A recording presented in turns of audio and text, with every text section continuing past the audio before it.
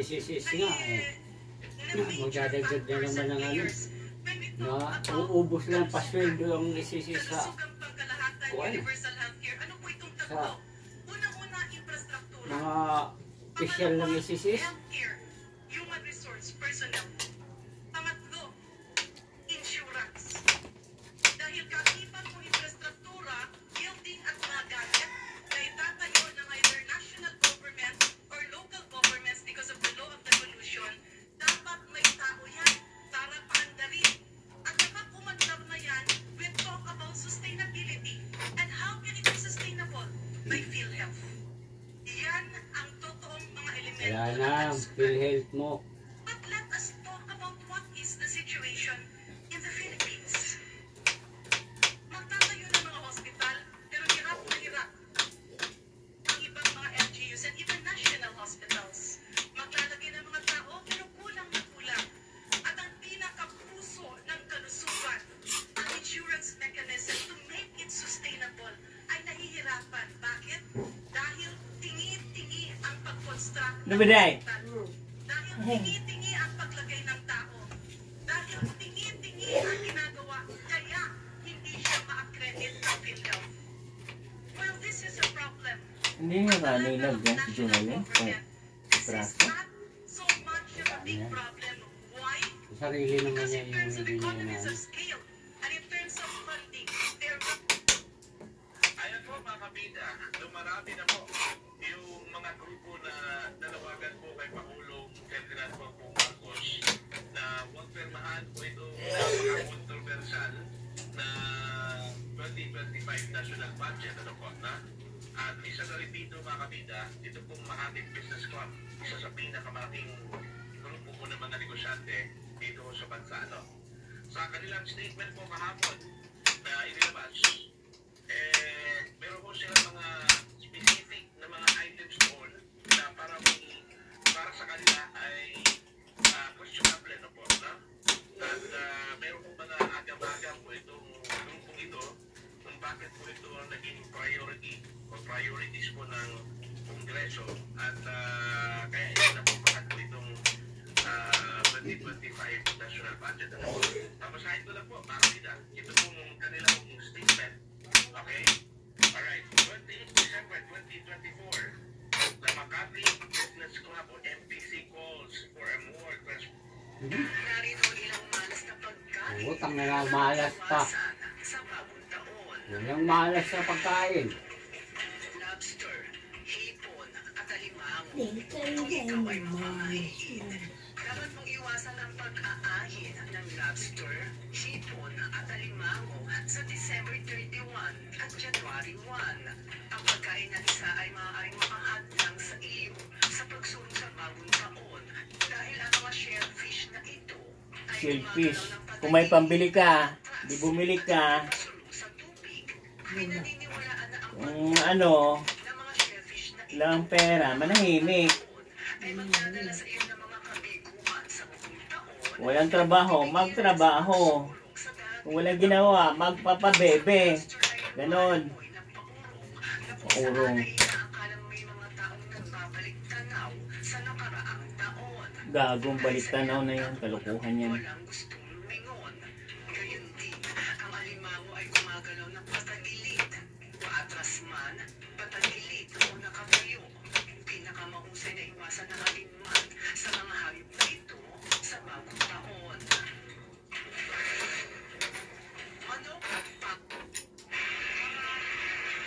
Ano pa at baka, bawal din. Utang na. Bawal kung wala kayong pera. Huwag na lang kumain. May pera kayo, bili kayo, bili. Ganun lang yun.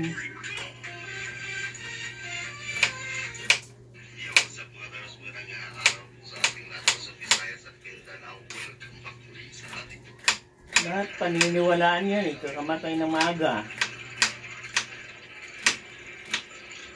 Iwala ka na. Parang may nag-ano ah. Iba yung amoy ng ano ah. Kapaligiran. Doon nga yan, no? Kaya inalisan na kay Billy. Diyan ano din. Kapaligiran. Nag-suicide ka, sabi na naka-oblang yan na nakatay din. Hindi, ibang amoy. Parang nag-ano.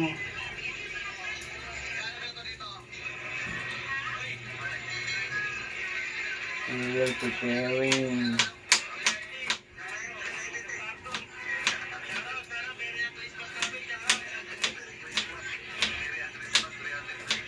Kung hindi kumain ng manok, ay ano na lang yung ano mo, kahig. Pag panay kahig ka, kung hindi ka magtrabaho, pensyonado ka, di manahimik. Wala ano, puro daw atras sa bante. Kahig ka kahig, wala matpa.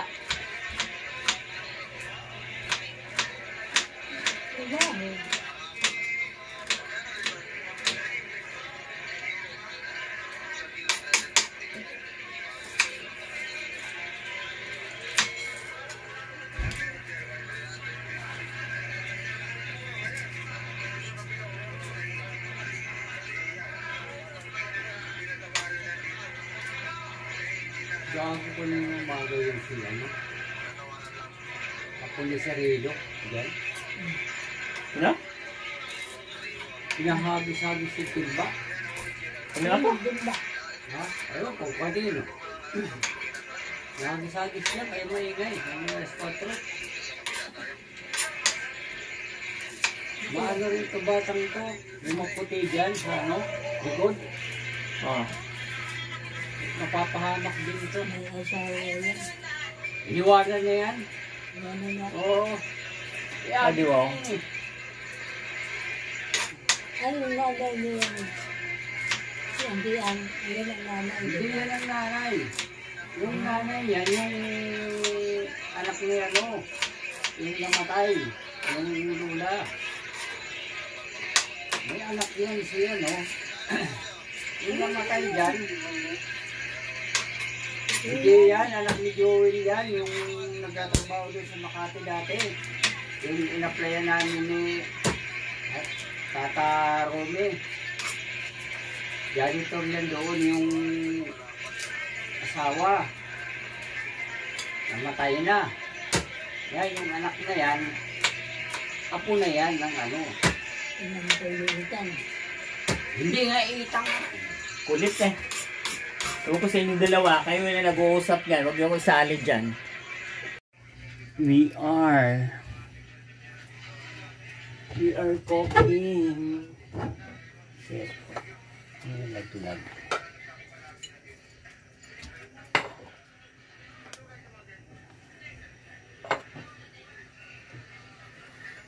We are cooking. Ano? Binaba ko na dito kasama plato. Ano nga mga kutsara? Kagabi, kumuha siya ng kutsara. Hindi. Dalawang dilaw to at saka isang puti eh. Kompleto pa tayo kahagabi. Kumpleto yung kagabi.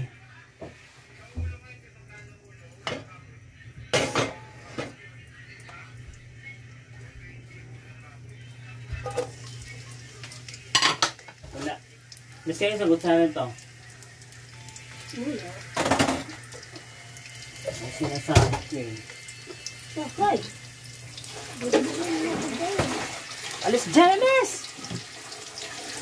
Pasaring-saring kayo eh. Ano ba yung... Wild trip na naman ako sa mga paraphernalia ng bahay na to.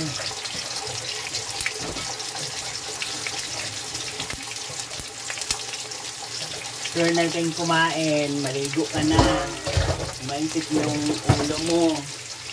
Yung dapat mong bitbitin, yung dapat mong gagawin. Kung wala, ipot.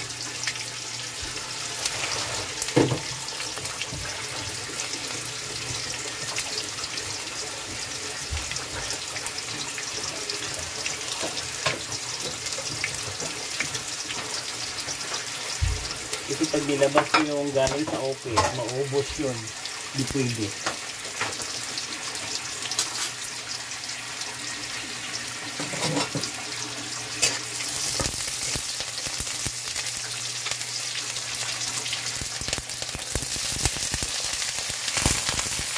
Ayan.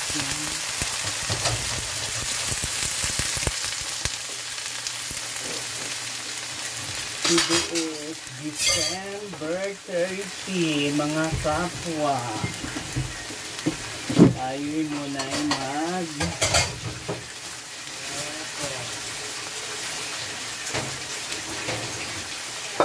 video. Kasi yung iba, gusto lang ayuda. Hindi naman sila concern sa mga bagay-bagay sa mundo.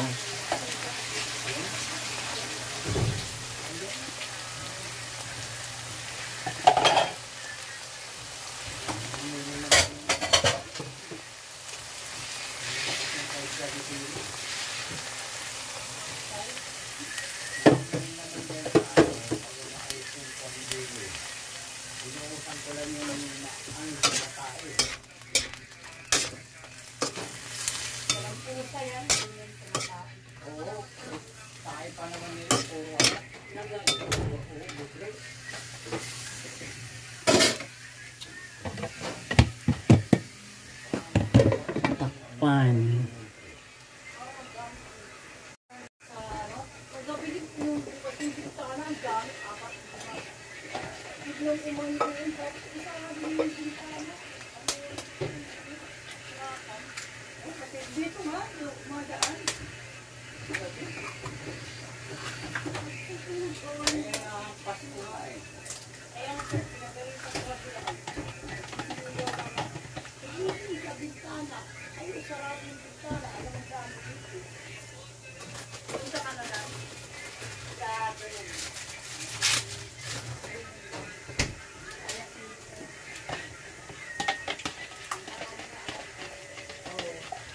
Isa pa yun.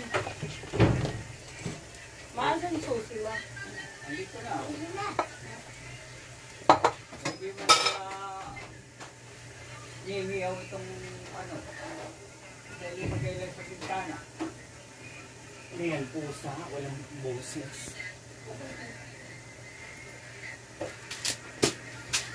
Just wait.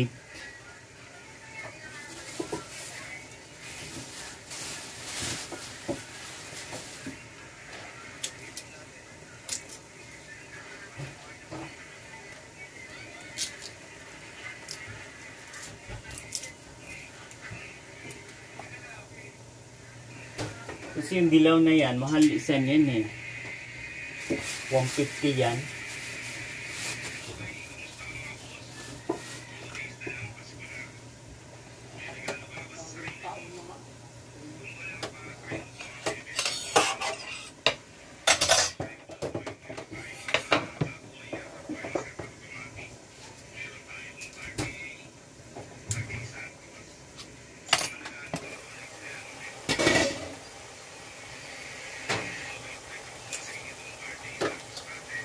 We will cooking bitterness ang palaya.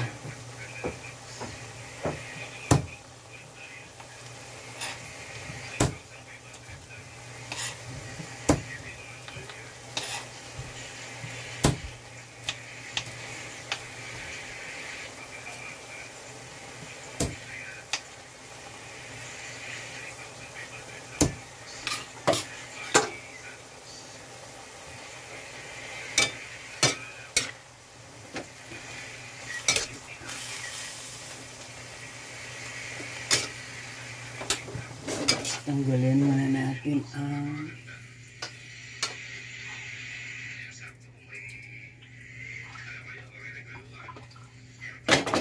natin ng water.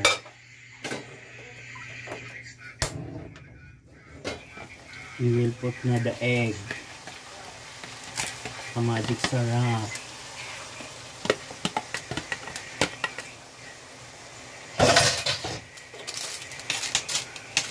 Sa kabilang side, magigisa tayo ng kanin at paprito ng isda.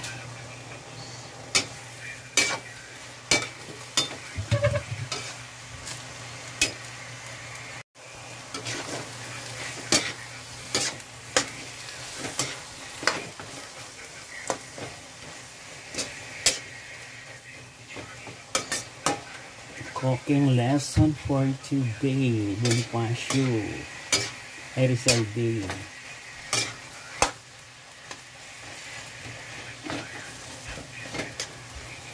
Yan yung iloto kong egg. Pasado yan. Hindi ko tinipid ng ingredients na egg at saka magic sarap.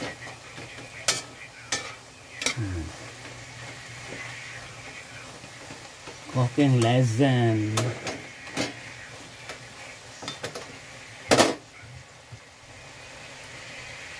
Ayan mga kapamilya.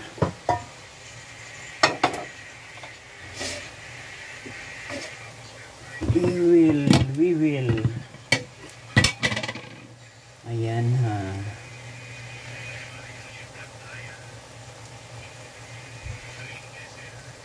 Cooking lesson for December 30. Kasi sabi nila, paulit-ulit na yung luto. Walang kung anong petsa niluto. Ay nako.